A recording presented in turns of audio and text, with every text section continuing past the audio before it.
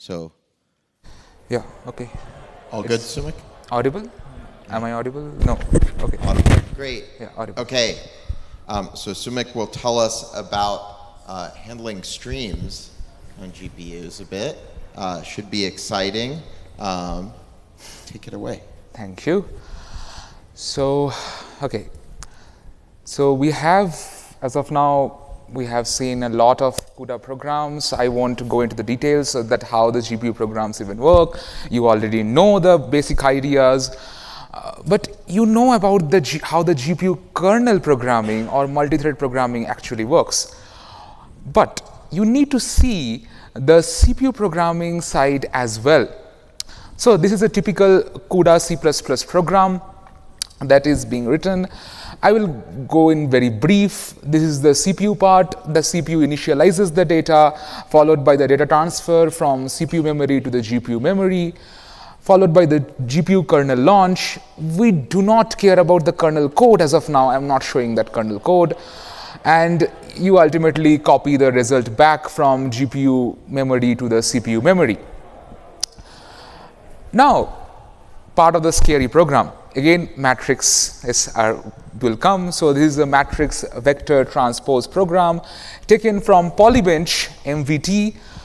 If you see that all these CUDA operations here are launched on the default stream and they are synchronous in nature. What do I mean by that?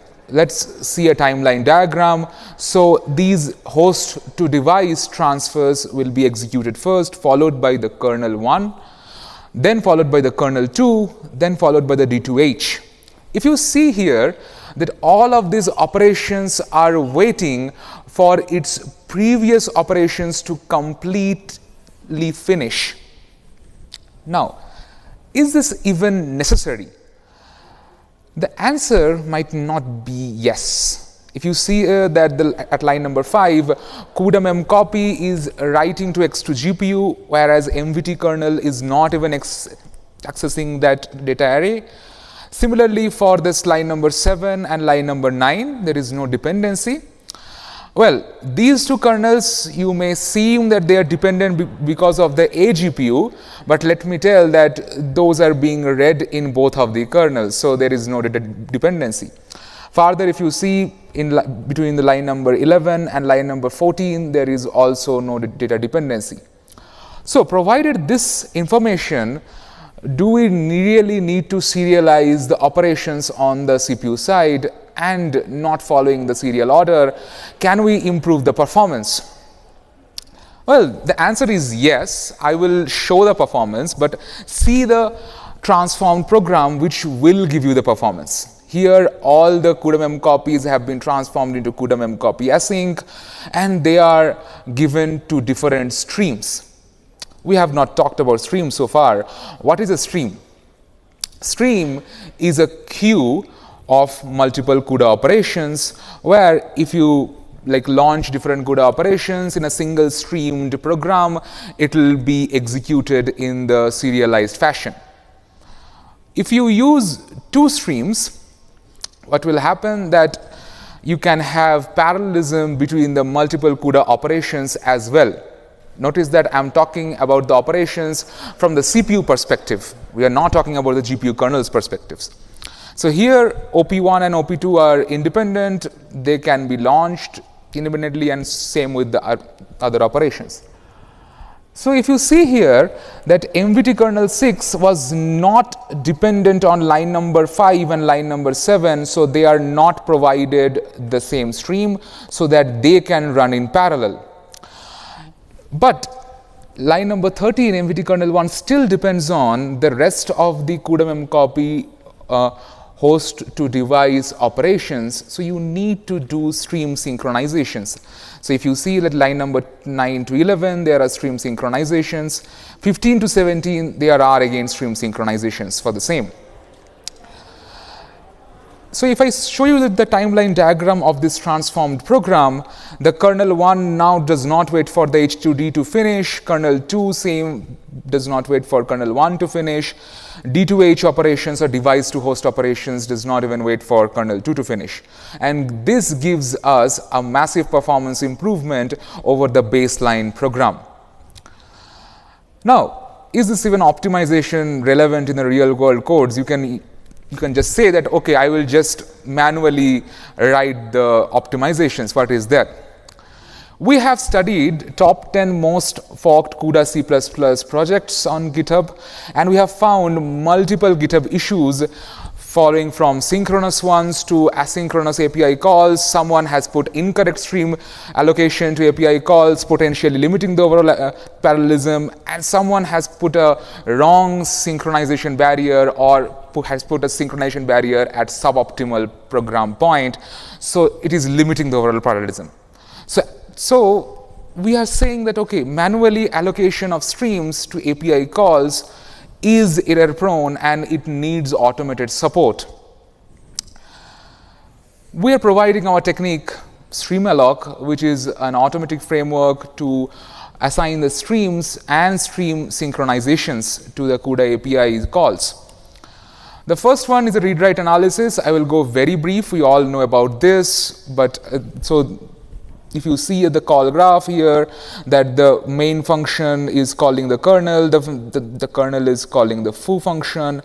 Now, if we see here that a GPU array is being written inside the foo function, we need this information to be passed at this line number 10 so that the later stages of our analysis understands that these arrays have been read and written without analyzing the function body again and again.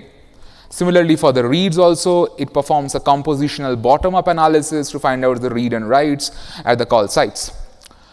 Now, coming to the next part, which is the CRA analysis, which we talk about the Can-Run-Asynchronously analysis. We will show the CRA analysis in the form of the control flow graph of the same program. It performs a top-down intra-procedural analysis, creates a dependency graph to identify which operations can run asynchronously to which other. So there are 3 different CUDA operations, L3, L7, and L9. We will be inserting all of them inside the dependency graph. Now, if you see here that L9 is dependent on L3, we found out via the data flow analysis. I'm not showing it here. More details are in the paper. Then L9 is also dependent on L7. But if you see here that via this package, L7 is also dependent on L9. So you have to put this edge in the dependency graph. Now, from this control flow graph, we have this dependency graph. Unlike the traditional read-write analysis, which collects all the writes that reach a read, CRA only cares about the most recent accesses. Because if one read, like for example here, like node B is reading B and node A is reading B, and node B is reading V, node C is writing to V. Now here, we don't care about the dependency from A to C, because by the time B is executed, A is already finished by means of the same stream or stream synchronizations. Now we have the dependency graph. How to assign the stream identifiers for each of the nodes in the dependency graph? We come to the DFSA algorithm for that, but before that, remember that our goal is to assign stream identifiers to each node in the dependency graph such that the independent operations can run asynchronously to each other and achieve parallelism. One can argue that there can be a naive approach that each node in the dependency graph should be assigned a unique stream while synchronizing on its parent node, because parents are on parents the childs are dependent. Well, it works perfectly fine in this case.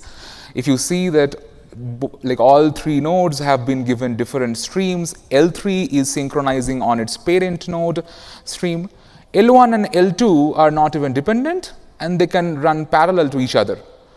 But this does not work in every case. Say example for a linear chain of dependencies, where in the program order L2 will be executing after L1, and so on and so forth up to Ln. Here only one stream would have done the whole job, but we are giving n number of streams with n minus 1's number of synchronizations. That's a massive overkill. Streams are not free, by the way.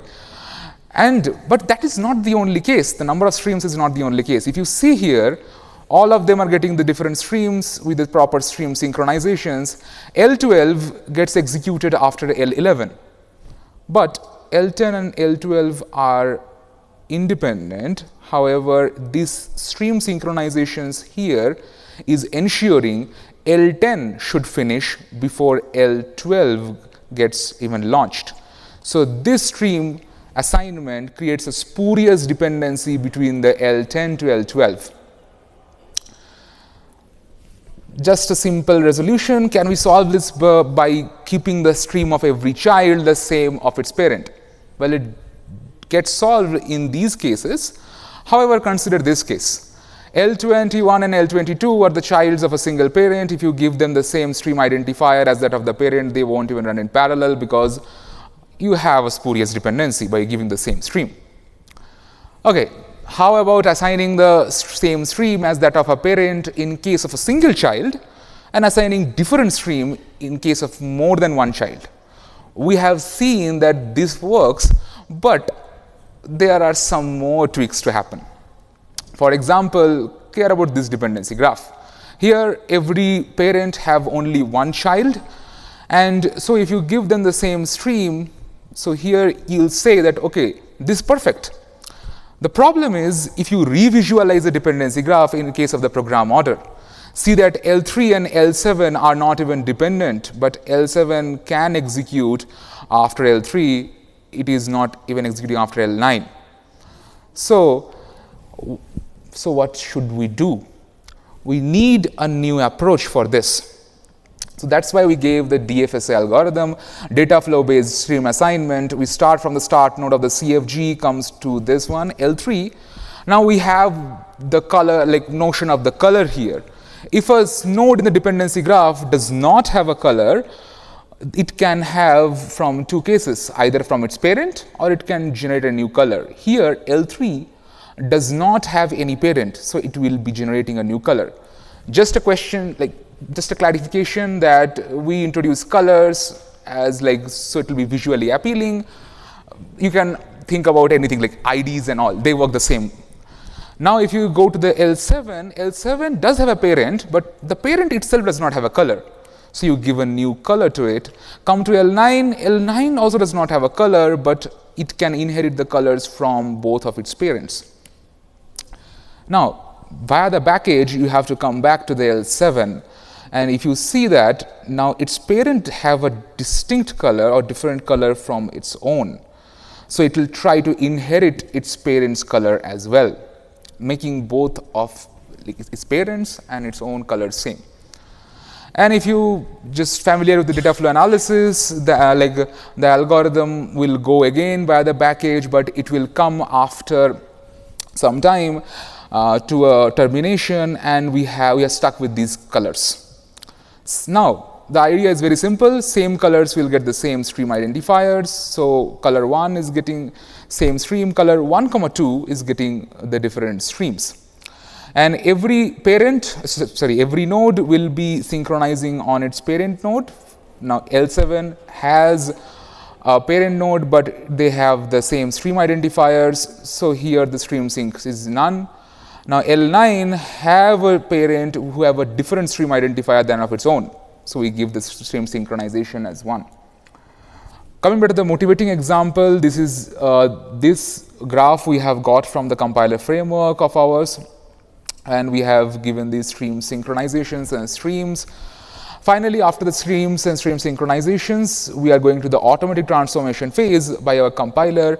So the compiler will take the LLVM IR and it will be transforming the code. For example, here the CUDA mem copy in the IR has been transformed into CUDA mem copy async with appropriate streams and stream synchronizations. So if you see the stream creation, stream synchronization, casting of stream IDs is also done automatically by our framework.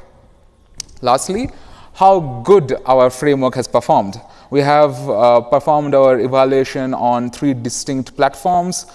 The efficacy is that we have found 33 optimization opportunities in 26 different benchmark programs, and these optimization opportunities are all the optimizations, all the opportunities that were present in those programs. The analysis time ranges from few milliseconds to 1461, and the transformation time is ranging to 132 milliseconds.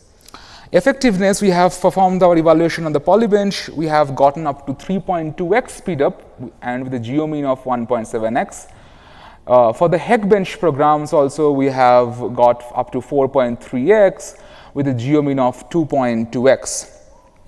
Finally, for the cases of profiling, we have shown this profiling also in our paper, that if you see that the memcopy device to host is not even overlapping in the baseline program. However, in the transform program below, it is overlapping. Same for the kernel-kernel overlaps, where 2 kernels computations are overlapping with each other.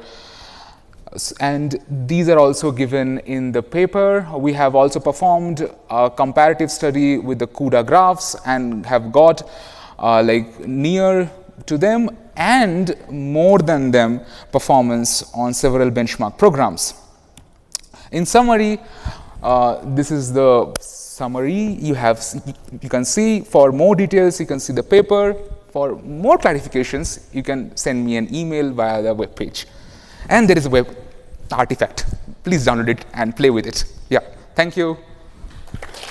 Awesome. Thank you very much. Do we have any questions? Oh, we got one in the back. Okay. I'll try not to use my own prerogative, but I do have a burning question myself. Yeah, I really appreciate this line of work, because stream-based programming is important, and it'll be good to pool benchmarks from what you have and some of the benchmarks that I have. In fact, there are other interesting cases where callbacks are also put into streams, and that introduces happens before that. Yes. It's slightly tricky to detect. So if you have you thought of things like that?